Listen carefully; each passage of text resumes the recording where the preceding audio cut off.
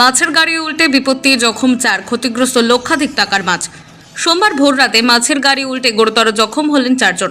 পাশাপাশি ক্ষতিগ্রস্ত হয়ে লক্ষাধিক টাকার মাছ। ঘটনাটি ঘটেছে ক্যানিংয়ে মাছের আড়ত সংলগ্ন এলাকায়। স্থানীয় সূত্রে জানা গিয়েছে, ক্যানিং 2-এর নারায়ণপুর পঞ্চায়েতের শ্রীনগর এলাকার মাছ ব্যবসায়ী হাসিবুর রহমান এদিনে ভোরে নিজস্ব ফিশারি থেকে চিংড়ি, রুই, কাতলা, ট্যাংরা, ভেটকি মাছ ধরেছিলেন 6 কুইন্টাল। গাড়িতে করে ক্যানিংয়ের মাছের আড়তে নিয়ে যাচ্ছিলেন। মাছের আড়তের পেছনে আচমকা গাড়ি উল্টে যায়। গুরুতর জখম হয় চালক আলিনুর মোল্লা, হাসিবুর রহমান, নাসির মণ্ডল, রশিদ সর্দাররা। সামান্য আঘাত লাগলেও বরাত জোরে প্রাণে বাঁচেন 4 জন। আজ আমি ক্যানিং মাছ বাজারে মাছ নিয়ে গেছিলাম। প্রায় লক্ষাধিক টাকার মাছ আজ আমার প্রায় নষ্ট হয়ে গেছে।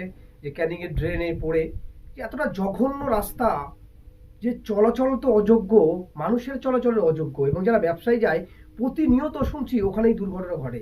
তারপরেও কোনো হেলদোল নেই। এই লক্ষাধিক টাকার ক্ষতিপূরণ আমার কি মিলবে?